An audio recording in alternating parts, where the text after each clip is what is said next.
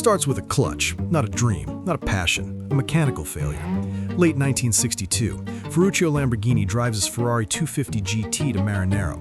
The clutch is slipping, again. For a man who builds tractors, mechanical incompetence is a personal insult. He demands a meeting with the CEO. Enzo keeps him waiting. Standard procedure. Enzo isn't selling cars, he's granting access. Ferruccio isn't used to waiting, he's used to payroll. When they finally meet, Ferruccio doesn't ask for an autograph, he presents a diagnostic report. He tells Il Commendore his transmission is garbage. Enzo's response is documented history. You may be able to drive a tractor, but you will never be able to handle a Ferrari. Tactical error.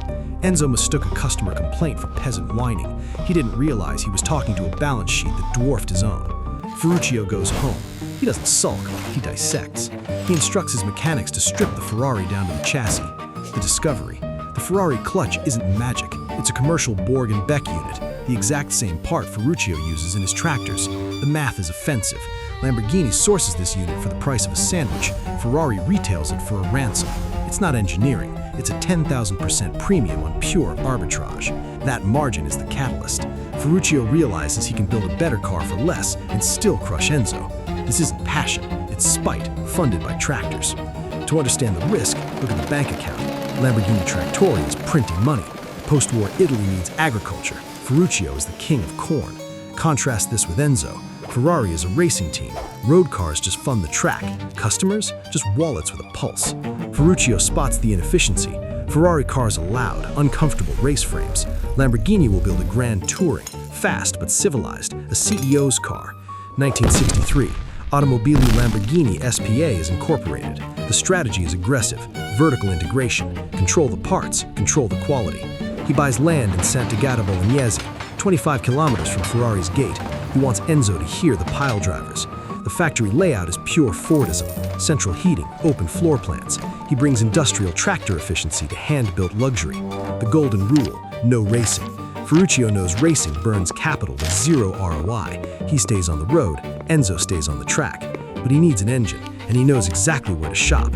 He looks at Ferrari's payroll and finds the disgruntled geniuses. Giotto Bizzarrini, the man who made the Ferrari 250 GTO, fired by Enzo in the Palace Revolt. Ferruccio hands him a blank check. The contract is specific. Bizzarrini gets a bonus for every horsepower the engine produces over Ferrari's V12. Greed fuels engineering. Turin Auto Show 1963. The 350 GT-V debuts. It's beautiful. It's faster than a Ferrari. There's just one problem. It has no engine inside. Bizzarrini's V12 is too tall. They filled the hood with bricks to weigh it down. The press cheered. The investors didn't notice. They fixed the fitment. The 350 GT launches in 1964. It's smooth. It works. Critics are stunned. Ferruccio is proving the thesis. But good isn't enough. 1966, Geneva. Lamborghini unveils the P400 Miura, transverse mid-engine. It looks like a spaceship. Before the Miura, supercar wasn't a word. This is the iPhone moment of automotive history. Ferrari looks instantly obsolete. The order book explodes. Rock stars, sheiks, royalty. They drop deposits without a test drive. Cash flow turns positive. But the financials are shaky. The Miura is complex, hand-formed aluminum. The margins are thin, eaten up by labor hours. Meanwhile, Enzo is bleeding.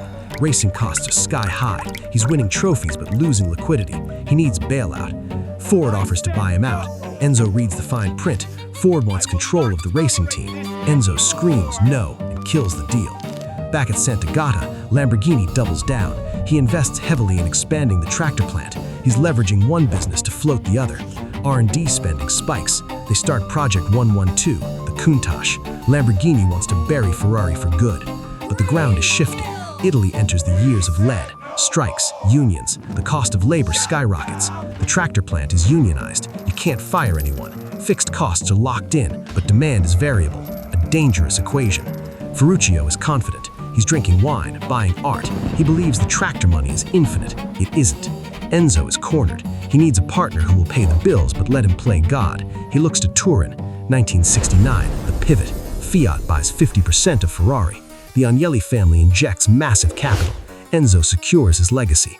Ferrari now has a corporate safety net. They can afford mistakes. They can afford R&D. Lamborghini stands alone. No partners, no safety net, just Ferruccio and his bank loans. They try to scale with the Urraco, a cheaper V8. Development drags on. Technical glitches delay the launch. Cash is burning.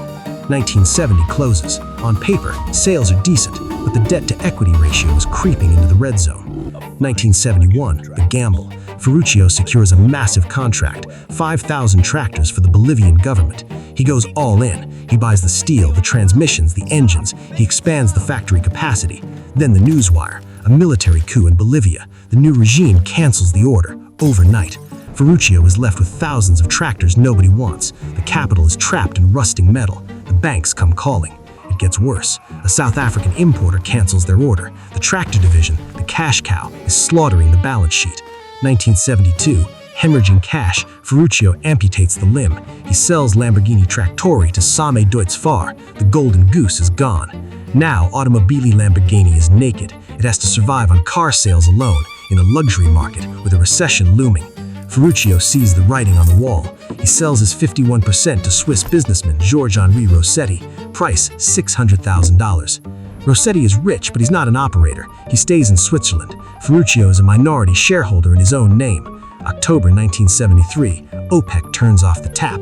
Oil prices quadruple. The global economy hits a brick wall. Nobody buys V12 engines that get 6 miles a gallon during the gas shortage. The order book evaporates. Ferrari hurts, but Fiat's deep pockets absorb the shock. They weather the storm. Lamborghini has no pockets left. Suppliers stop shipping parts. The assembly line stutters. 1974, Ferruccio is done. He sells his remaining 49% to René Limer. He walks away from the car, the factory, the name. He retires to Umbria to make wine. "I have bought my peace," he says, but the company he built is heading for a cliff. The Swiss owners, Rossetti and Limer, are out of their depth. They stop development, they cut corners, the brand drifts.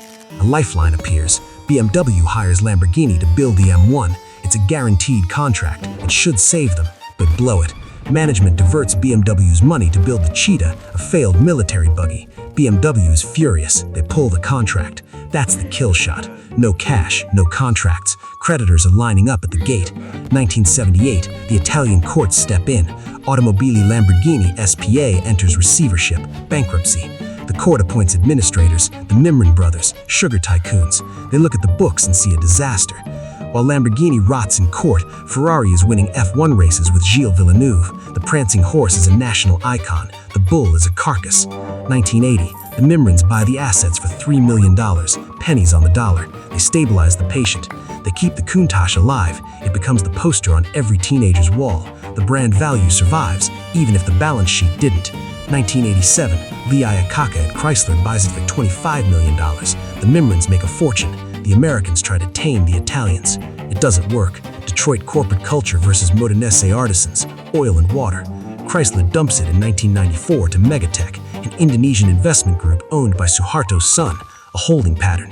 1998, Ferdinand Piëch, Volkswagen Group, he wants the jewel. Audi buys Lamborghini. Finally, capital meets discipline. German engineering backs Italian flair. The Murcielago, the Gallardo, profitability returns. Ferruccio never saw the Audi Renaissance. He died in 1993, a winemaker who once shook the earth. Today, Ferrari is listed on the NYSE, ticker RACE, valuation over $70 billion, a luxury goods powerhouse. Lamborghini shatters sales records every year. The Ura Sub funds the insanity, just like the tractors once did. It all goes back to that 10 lira clutch. If Enzo had just fixed the part, Lamborghini would have died a tractor salesman. Competition isn't always about market share. Sometimes it's about ego. Enzo's arrogance created his greatest rival. Ferrari is heritage, racing blood. Lamborghini is rebellion, mechanical brute force. The financial lesson: passion is expensive, liquidity is survival. Ferruccio ran out of one, Enzo found a partner for the other. The company survived bankruptcy, buyouts, and death. Why? Because the names mean something, the bull and the horse. You can still buy that Borg & Beck clutch today. It costs a bit more than pennies now. Two logos, one looking back at history, the other head down, charging. Spite is a powerful fuel, but cash flow is the only thing that keeps the engine running.